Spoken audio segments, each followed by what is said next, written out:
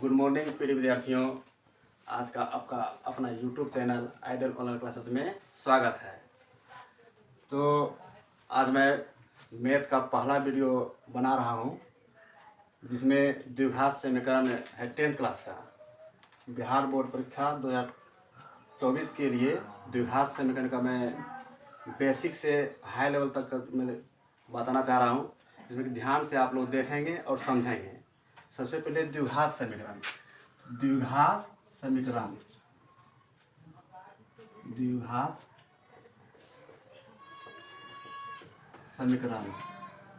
Quadratic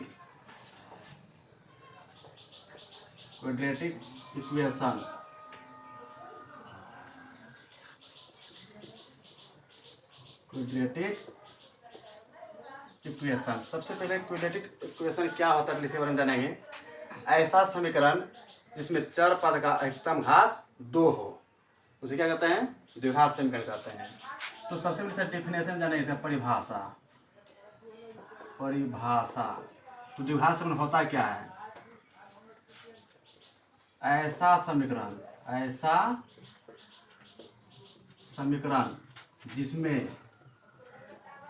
जिसमें चर पद का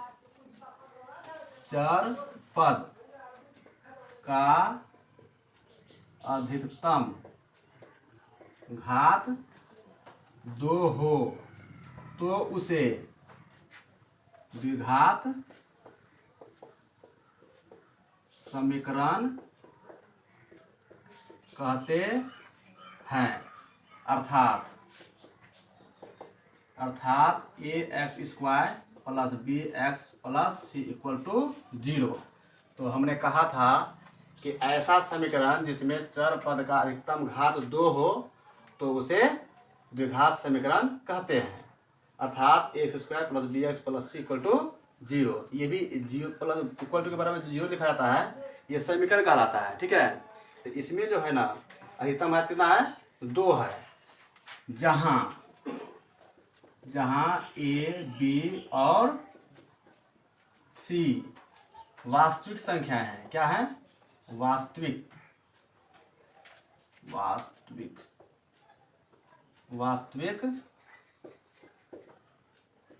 संख्याएं हैं। तो वास्तविक संख्याएं सभी विद्यार्थियों को संख्या पद्धति में हमने बता दिया है। उसी समय उसका परिभाषा डेफिनेशन जो है हम सही से बता दिए हैं। ठीक है, उसको एक बार सही से पढ़ना, उसका भी एक वीडियो हम बना दूंगा। तो सबसे पहले इसमें आते हैं इसमें द्विघात समीकरण। तो समझ गए द्विघात समीकरण क्या होता है, इसका एग्जाम्पल भी लेंगे। 3x² plus 2x plus 1 equal to 0। तो इसमें अधिकतम घात क्या हो गया? 2 हो गया। तो द्विघात समीकरण का जो है, इसमें एक 4 स्थितियां बनती है द्विघात समीकरण से। 4 स्थितियां कौन कौन सी बनती है उसको भी देखेंगे। 4 स्थितियां में किसी एक स्थिति में जो रहेगी तो द्विघात समीकरण कहलाएगा। ठीक है, तो लिखेंगे यहाँ पर स्टार पॉइंट में द्विघात समीकरण की 4 स्थितियां होती है। नंबर 1 में है, तो द्विघात समीकरण किस रूप क्या होता है? तो ax² plus bx plus c equal to 0। तो पहली स्थिति में है 1 नंबर में, यदि इसमें हमने बताया था a b और c, इसमें यहाँ कोमा में हम लिखते हैं, इसमें ब्रैकेट में a नॉट इक्वल टू 0। इसका मतलब क्या हो गया? द्विघात समीकरण में जो है ना a का वैल्यू जो है ना 0 नहीं आना चाहिए। 0 यदि आ गया तो ये टर्म क्या हो जाएगा? 0 हो जाएगा। तो इसमें अधिकतम घात क्या हो जाएगा? 2 होगा? नहीं होगा, तो द्विघात समीकरण नहीं कहलाएगा। ठीक है, तो ये थोड़ा सा मतलब छूट गया था। तो यदि b, तो ये तो a बराबर 0 रहेगा ही, तो 0 तो रहेगा ही नहीं। तो b equal to 0, c equal to 0 हो, तो द्विघात समीकरण से आते हैं ax² प्लस b, और यहाँ पर क्या है? गुना है ना, तो गुना 0 और प्लस c का वैल्यू कितना है? 0 इक्वल टू 0। इसीलिए ए एक्स स्क्वायर, ये टर्म भी जीरो हो गया, ये भी क्या जीरो हो गया, जीरो और प्लस जीरो, तो जीरो होता है ना, इसका वैल्यू जीरो होता है, उसको नहीं लिखा जाता है। इसी पर हम एग्जांपल लेते हैं, ठीक है, 3x² इक्वल टू जीरो, ये भी क्या हो गया, एक द्विघात बहुपद हो गया, क्या हो गया, द्विघात बहुपद हो गया। तो पहली स्थिति में क्या था, b equal to zero, C equal to zero हो तो, ठीक है, ax² प्लस बी एक्स, इनकी x का वैल्यू, b का वैल्यू क्या है, जीरो। सॉरी यहाँ पर जो उल्टा लिख दिया जी, इसमें यहाँ पर क्या होगा कि b का वैल्यू जीरो है ना, तो जीरो गुना x होगा, ठीक है। तो इस तरह से ये पहली स्थिति मतलब जो है इस समीकरण 1 बना। अब आते हैं दूसरी स्थिति में। दूसरी स्थिति में क्या है, यदि b इक्वल टू जीरो और c not equal to zero, not equal to zero मतलब क्या है, c जो है ना जीरो के बराबर नहीं होनी चाहिए, ठीक है, हो तो द्विघात समीकरण से, ये है द्विघात समीकरण, क्या है ये यहाँ की ये क्या है, द्विघात समीकरण है। तो लिखेंगे इसमें ax² प्लस b का वैल्यू कितना है, जीरो गुना इंटू एक्स, ठीक है, इसको गुना पढ़ेंगे या इंटू बोलते हैं, अब plus c not equal to zero, c not equal to zero मतलब क्या, c का वैल्यू जीरो नहीं होगा, वो c ही रहेगा, ठीक है, इक्वल टू क्या हो गया, जीरो। अब इससे जो है ना ये प्राप्त होता है, इसमें ax² प्लस ये टर्म तो जीरो ना हो गया, जीरो किसी संख्या से गुणा करते हैं तो जीरो ही होता है, प्लस c इक्वल टू क्या हो गया, जीरो। ये हो गया समीकरण 2। इसका भी एग्जाम्पल होता है, सॉरी यहाँ समीकरण 1 लिखा था, ठीक है, तो ये समीकरण कितना हो गया, 2 हो गया। इस रूप में भी रहेगा तो भी क्या द्विघात समीकरण कहलाएगा। तो आते हैं इसमें एग्जाम्पल इसी का लेते हैं, ठीक है, 3x² प्लस माइनस 1, कुछ भी ले सकते हैं, -1 +1 कोई दिक्कत नहीं है, इस हम लेते हैं। तो ये भी क्या हो गया, जीरो, ये भी हो गया एग्जाम्पल हो गया द्विघात समीकरण। ये दूसरी स्थिति में। तीसरी स्थिति में क्या होता है, तीसरी स्थिति देखते हैं। तीसरी स्थिति में तो हमने लिया था यहाँ पर b equal to zero, c not equal to zero. अब हम क्या करते हैं कि b not equal to zero क्या लेंगे, यदि b not equal to zero और c इक्वल टू जीरो हो तो द्विघात समीकरण से, द्विघात समीकरण ये है यहाँ, ठीक है।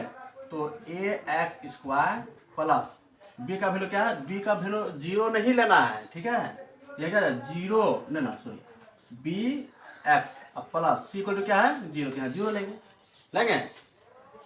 ध्यान से देखिएगा तभी वीडियो समझ में आएगा, सवाल तभी समझ में आएगा, ठीक है। यदि ध्यान से आप नहीं देखेंगे तो समझ में नहीं आएगा। ये समझ जाने के बाद मेन थ्योरी होता है, थ्योरी का कंसेप्ट जैसे से समझ जाइएगा ना तो उसको सवाल बनाने में कभी दिक्कत नहीं होगी और किसी को भी आप सही से समझा सकते हैं। तो लिखें इसीलिए ax² plus bx equal to zero, ठीक है। ये क्या हो गया, ये हो गया तीसरी स्थिति में समीकरण 3 हो गया। इस स्थिति में भी रहेगा ना तो द्विघात समीकरण होगा। तो इसका एग्जाम्पल हम लेते हैं ax², नहीं सॉरी, a की जो है वास्तविक संख्या है ना, वास्तविक से हम कुछ भी ले सकते हैं। लेते हैं यहाँ पर √2x² plus 3x equal to zero. ये एग्जाम्पल हो गया। ऐसा एग्जाम्पल जो है ना, अनेकों एग्जाम्पल है, आप किताब से बनाएंगे ना सवाल, उसमें से जो है ना ये सब रूप में जो बाहर निकलेंगे आंसर के रूप में, ठीक है। अब आते हैं चौथी स्थिति में। चौथी स्थिति में क्या है, यदि b not equal to zero और c not equal to zero हो तो द्विघात समीकरण से, द्विघात समीकरण ये है, तो ax² तो बड़ा के लिखते हैं, ax² plus b not equal to zero, c not equal to, मतलब b का वैल्यू जो है ना जीरो नहीं लेना है, क्या लेना है, b ही रहेगा, क्योंकि अब लिखा गया नोट मतलब बराबर नहीं है, लेकिन जीरो के बराबर नहीं होगा, ठीक है। तो bx plus c equal to क्या हो गया, जीरो। ये जो हो गया ये चौथी स्थिति में हो गया। ये होता है इसमें भी क्या है, a b और c है। ये मूल द्विघात समीकरण के रूप में ही चौथी स्थिति में आ गया है, ठीक है। तो ये समीकरण हो गया 4। तो लिखेंगे अतः एक थोड़ा सा कम पड़ गया लगता है। अतः समीकरण है ना, समीकरण 1, 2, 3 और 4, समीकरण 1, 2, 3 और 4 द्विघात 4 द्विघात समीकरण के रूप में हो सकते हैं का मतलब है या तो द्विघात समीकरण यदि आप बनाएंगे तो उसमें प्रश्न में आता है इनमें से है ना द्विघात समीकरण के रूप में व्यक्त कीजिए या दर्शाइए। तो देखेंगे जो पहली स्थिति में x square plus x square equal to 0 के रूप में हो तो भी द्विघात समीकरण होगा। X square plus c equal to 0 दूसरी स्थिति में ये भी द्विघात समीकरण कहलाएगा। ठीक है, तीसरी स्थिति में है ना x square plus B x equal to 0 तीसरी स्थिति में ये इस रूप में रहेगा तो भी द्विघात समीकरण कहलाएगा। चौथी स्थिति में क्या है x square plus B x plus c equal to 0। इसका भी एग्जाम्पल हम लेंगे ना, यहाँ पर लिखेंगे यहाँ पर 2x square plus x plus 1 क्या लेंगे 1। ये एग्जाम्पल हो गया। ठीक है, तो हमने एक एक करके हम एग्जाम्पल हमने दे दिया, लेकिन एग्जाम्पल किताब में जो है ना बहुत सारा एग्जाम्पल है, आप बनाएंगे तो समझ जाएंगे। ठीक है, तो इसमें ये द्विघात समीकरण का जो है ये हमने थ्योरी इतना ही इसका थ्योरी है इसमें, लेकिन द्विघात समीकरण को 2 भागों में बांटा गया। कितने भागों में 2 भागों में। द्विघात समीकरण जो है द्विघात है ना समीकरण द्विघात समीकरण को यानी कि क्वाड्रेटिक इक्वेशन को इसको 2 भागों में बांटा गया। कितने भागों में 2 भागों में। पहला क्या है इसमें मिश्रित क्या है नहीं शुद्ध है क्या है शुद्ध है ना शुद्ध द्विघात समीकरण इसको बोलते हैं प्योर बोलते हैं PUR प्योर है ना pure quadratic QUATIC quadratic equation.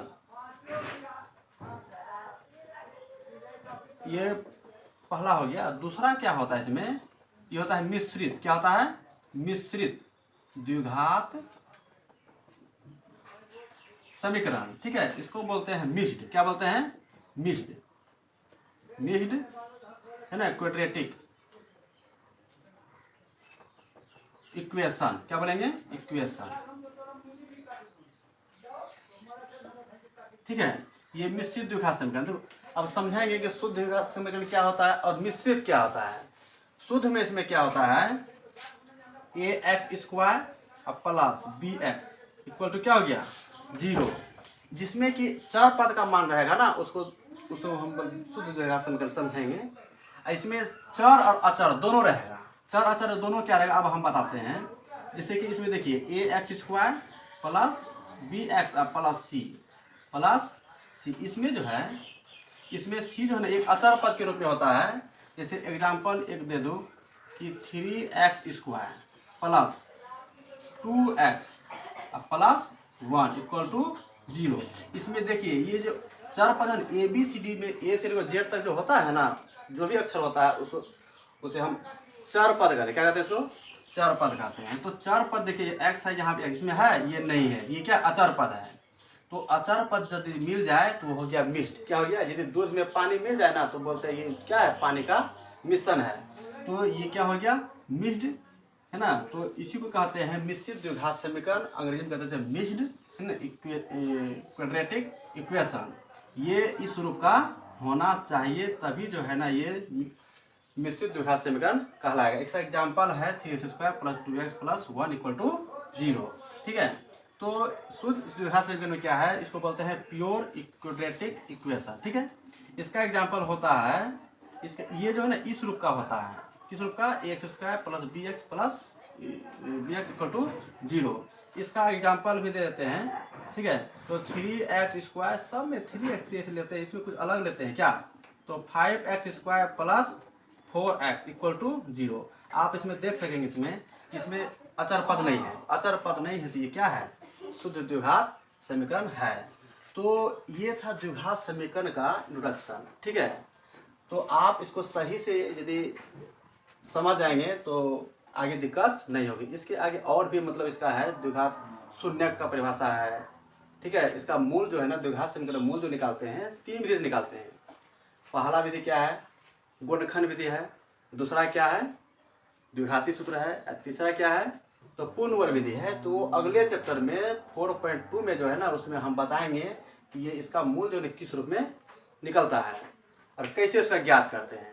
ठीक है, तो सभी प्रिय छात्र छात्राएं जो है ना समझ गए होंगे, तो इसको एक बार देखेंगे वीडियो को। ठीक है, नहीं समझ में आएंगे तो कमेंट करेंगे, लेकिन हमें उम्मीद है कि सारा वीडियो जितना भी हम बता चुके हैं बोर्ड में, साफ पूरा साफ साफ लिखा हुआ है, आप सही से देखेंगे तो समझ जाएंगे। ठीक है, और समझ कर कॉपी में नोट करेंगे, फिर नेक्स्ट वीडियो मैं खुद बनाऊंगा। जय हिंद।